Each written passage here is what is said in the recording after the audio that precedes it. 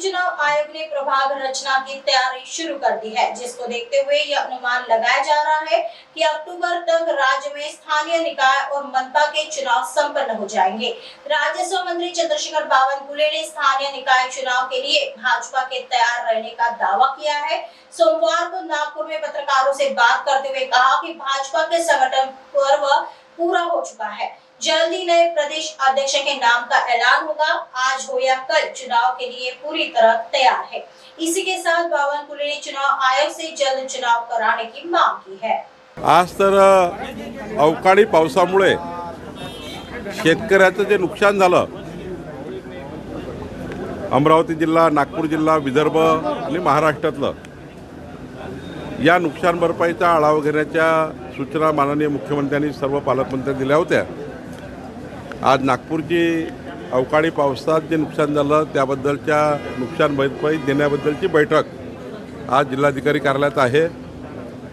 आज पारशिवनी सावनेर तालुक्यातील काँग्रेसचे 4 सरपंच आणि मोठ्या प्रमाणावर काँग्रेसचे हार्डकोर लीडर त्यांनी भारतीय जनता पार्टीमध्ये पक्षप्रवेश घेतलेला आहे। भिवापूरमध्ये खरेदी विक्री आणि मोठ्या प्रमाणावर निवडून आली। 17 पैकी 17 सदस्य निवडून आले, त्यांचाही सत्कार झाला आहे। आणि आज मोठ्या प्रमाणावर जनतेचा विश्वास हा देवेंद्र फडणवीस सरकारवर, आमच्यावर, आमच्या पक्षावर वाढतो आहे। महायुतीमध्ये आलबेल ठेवण्याची जबाबदारी भारतीय जनता पार्टी म्हणून आमची जास्त आहे।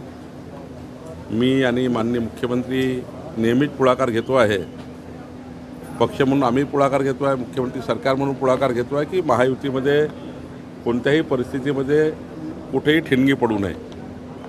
पालकमंत्री पदाचा तिळासुद्धा लवकर सुटेल अशी व्यवस्था माननीय मुख्यमंत्र्यांनी केलेली आहे। लवकरच माननीय मुख्यमंत्री पालकमंत्री पदाचा तिळा सोडवतील।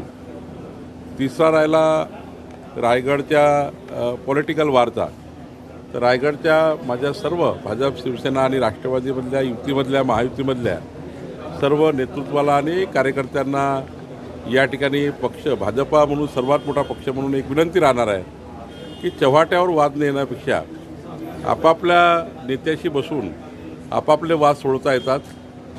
जाहीर वक्तव्य करणे महायुतीमध्ये काही योग्य नाही।